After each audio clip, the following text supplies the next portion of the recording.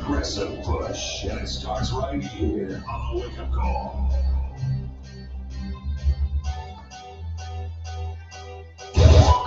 The neighbor's pet invading your property? Get it off your chest at 430-1043. Good morning. Good morning. Good morning, St. Vincent and the Grenadines. Welcome to the Wake Up Call for a Wednesday morning. It's time to get up and get going. It's a brand new day, a new morning, new everything. All right, so let's put on that smile and that lovely face of yours and let's make some positive movements. There are a lot of things that are coming our way today, this morning, this afternoon, tonight. All right, so you got to put yourself in a position to take advantage of the opportunities that are coming. You understand? This is the Wake Up Call on X104.3 FM. It's just 26 minutes after the 6 o'clock hour. And of course, we're going to take you up until 10 o'clock this morning. DJ Jose and yours truly, Crystal. All right? It is Wednesday. We got things off our chest. Can't believe it's Wednesday already. The 17th day of November 2021. We're counting down. 2 days. 2 days to go before the absolute deadline for frontline workers to either send in the proof of vaccination or send in the proof of exemption. 2 days, counting down, counting down.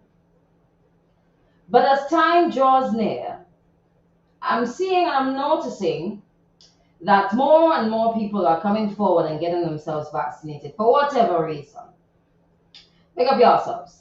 Understand? Pick up yourselves. If you're listening by 88.5, 104.3, www.x104fm.com, your favorite app, your favorite websites. Good morning. Welcome to the Wake Up Call. Wherever you are across the length and breadth of St. Vincent and the Grenadines, the rest of the region, US, UK, Canada, Asia, Africa, even out of this world, good morning. Good morning, good morning, good morning, and welcome. Good morning to the frontline workers. Good morning to the farmers. Good morning to the fishermen, fisherwomen, people working in various markets. Good morning to you. Good morning to the minibus drivers, conductors, passengers. Tutman Bagay, good morning. So we're going to deal with a couple of things, or throw out a couple of things that have been making the rounds, all right? Where do we begin? Where's my phone? All right. So I have a question, right? The Prime Minister has said that the Royal St. Vincent and the Grenadines Police Force can survive on, or can function with 800, the staff of 800. They've received applications, and he was speaking about the rate of vaccination, which is above 60%, right?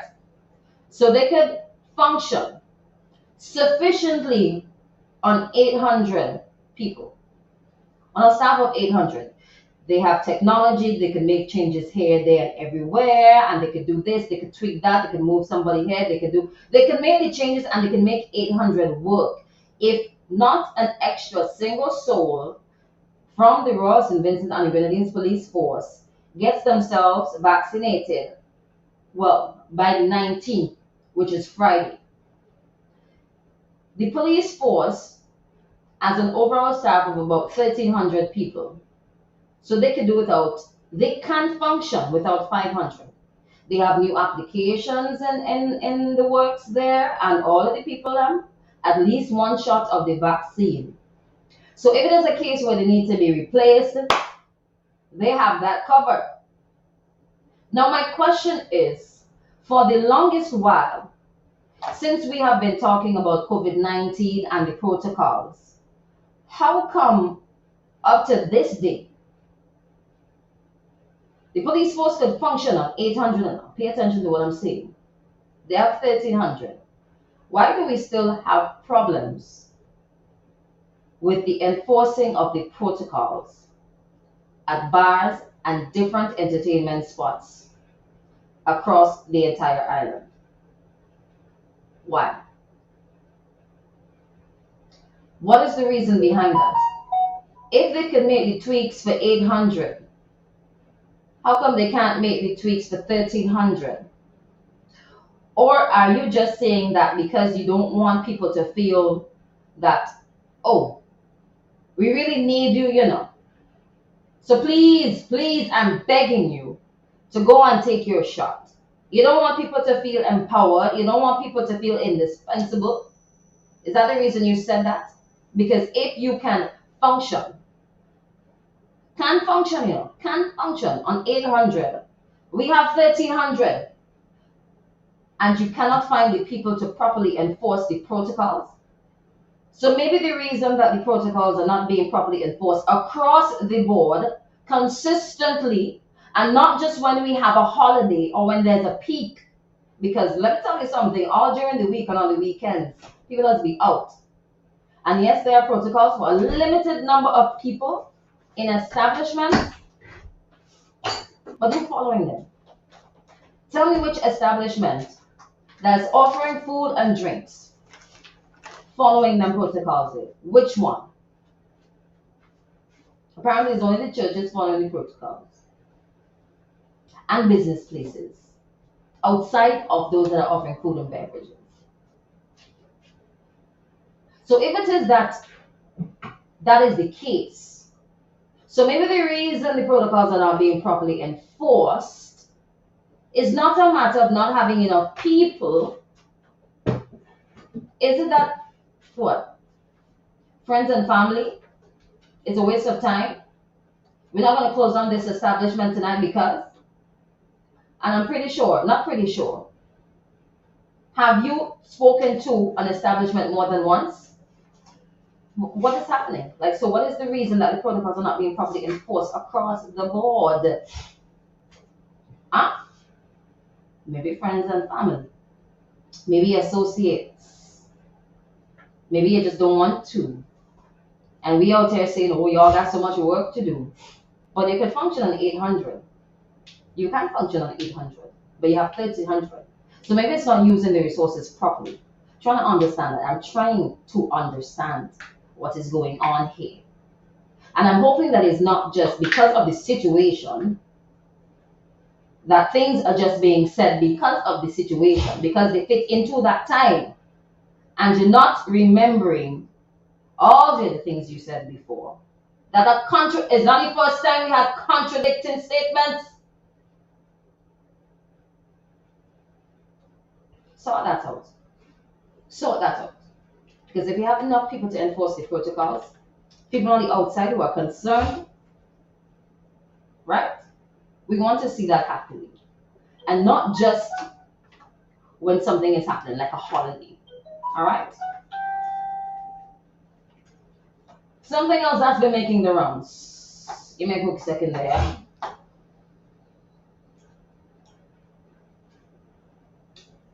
Speaking of police, this is not a bad thing. This is the second part here is not a bad thing. Kudos to the officers. Kudos to all those who have been catching thieves.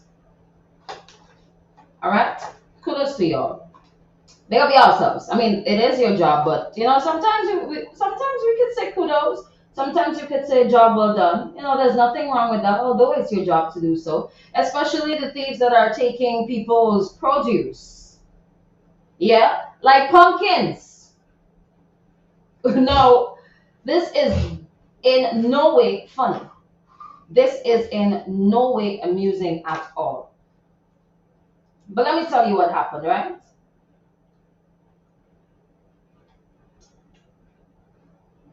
Let me tell you what happened.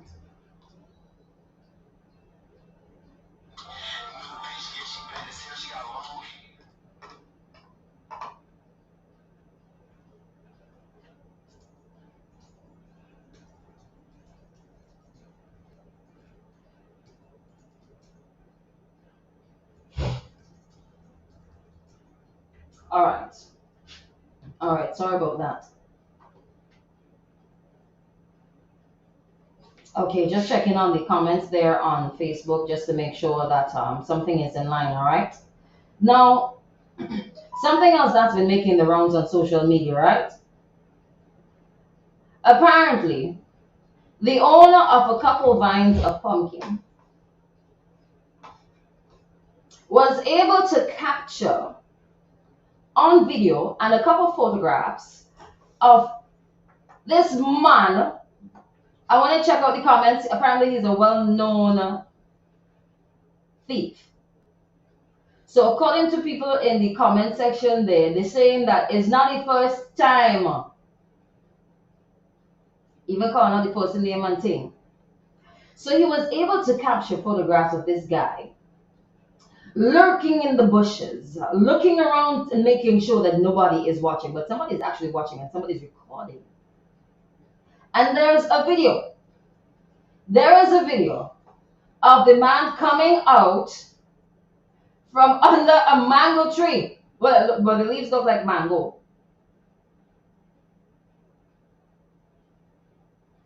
Let me watch it and let me try to describe it for you. All right? Let me try to describe it for you.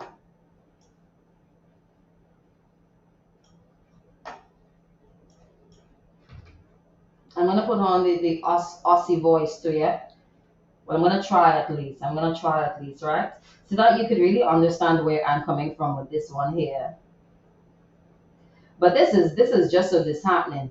To just stand up and watch somebody just come and take all your pumpkins like that, that is just ridiculous. Boy, I don't know. If it was somebody else, something else would have happened. Something else could have happened. It could have ended much worse than just recording.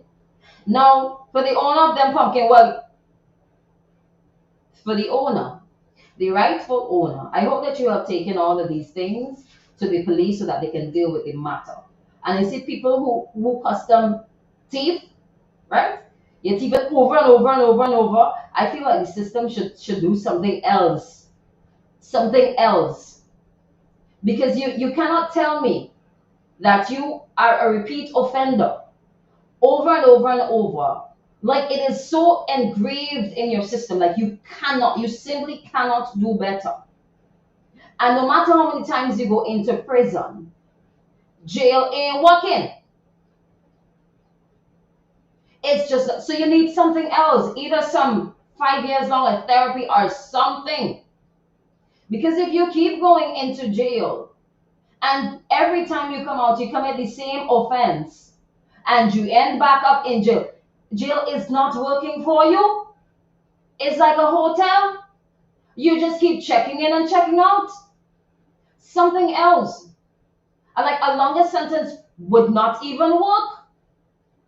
Like there has to be something, like it has to be a forever sentence, but that's not how the system is set up. Because it just don't make sense. You let go these people and they go and do the same thing and come back in front of the judge again. Like seriously, man, there's a waste of money, waste of resources. These people clearly need some assistance. So the video, right? So the video.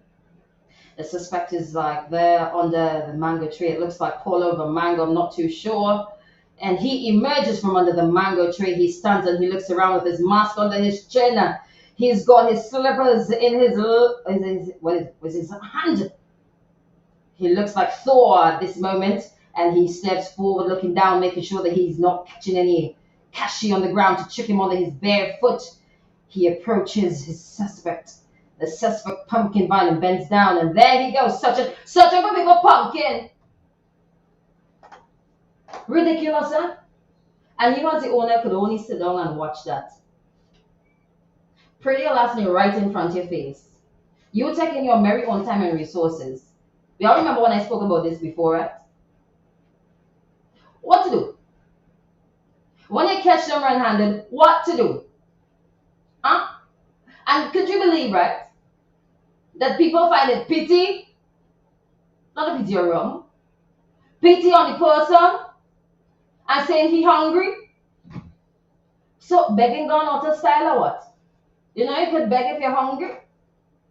Various organizations are plenty places you could go to beg for food. You could beg your neighbor. You could beg somebody for something to eat. Either there's something fundamentally wrong with people who steal repeatedly. Was it klepto? Maybe he's a kleptomaniac. So you gotta fix that. You have to fix that. Another thing that I found out about very recently, and this to me is very troubling. How come not all farmers within the red zone were able to get money when the last set of money was shared out?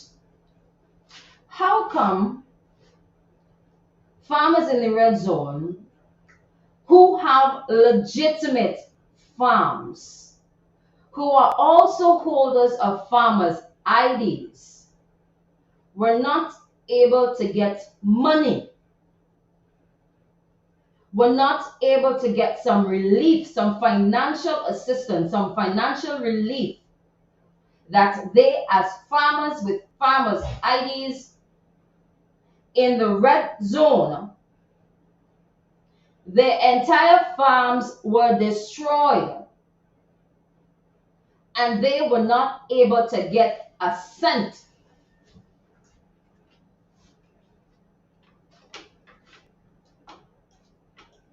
from that initiative. Not a red cent. How come? Were they using an existing list that was coming from the Ministry of Agriculture? Is there a list of farmers who have gotten themselves registered in St. Vincent and the Grenadines to qualify for that stipend, to qualify for that money? And it's not like if it was $1 million or anything, but it was money to help the farmers get back on their feet. Were you pulling from a master list that should have been in place? And if you were, how come there are farmers who are registered farmers with farms, with farmers' ID, who did not get a red cent? Another troubling thing in this is that some of these farmers just simply refuse to go and verify, refuse to go and double check, refuse to go and ask them how come they didn't get any money and they have a farm right behind them. They work in the lands every single day and they didn't get a cent. Why are they refusing to go? Is it because they believe that they were victimized, that their names were taken off for whatever reason by whosoever? How come these things are allowed to happen? And it is a crying shame that people who are disadvantaged from this do not feel confident that their matter is going to be resolved because of what has been happening year after year after year with many different things. That is a crying shame, and it does not speak well. It does not speak well at all for any government initiative. At all. That is a shame. It is a shame. You know what else is shameful? That are all the farmers, everybody who would have gotten some money from that initiative there, do they all have farms? Did anybody go around to double check? As a matter of fact, you shouldn't even have to go and double check to make sure the people on the list actually have farms and they are farmers. You shouldn't have to, because at the time of registering for the farmer's ID, all them things should have been done. This is ridiculous. So you don't get money and you have a farm and you need the money to start back, to get back on your feet. And you know what is going to happen? They're going to jump up and down and say, oh, we did this, that, and terror. Absolute nonsense. You have people who didn't get to have farms who needed it. But every time you talk about this, even though these things are happening, facts, how can we verify? What is in place to make sure that these sort of things do not happen and that they are rectified? What? Nothing. So there are people who could do whatever they want. So there are people who could take off people's names and add in people's names and do this, that, and terror. Huh? Mess up the entire system. Where are the checks and balances to make sure that that program was properly executed? Where? Because if it was properly executed, then these complaints would not get to the media. They wouldn't. Anyways, 6:46, 40 minutes on to the 7 o'clock hour. We're going to take in some music. We're going to head to your X News and your local web report. It's a packed morning. It's a Wednesday. We're going to get things off our chest. So keep them coming at 430-1043. All right? 457-1043 when the lines are open for you to call. And you can hit us up on Facebook. We'll get to your responses in just a bit, all right? Keep it locked to the X is a wake-up call for Wednesday.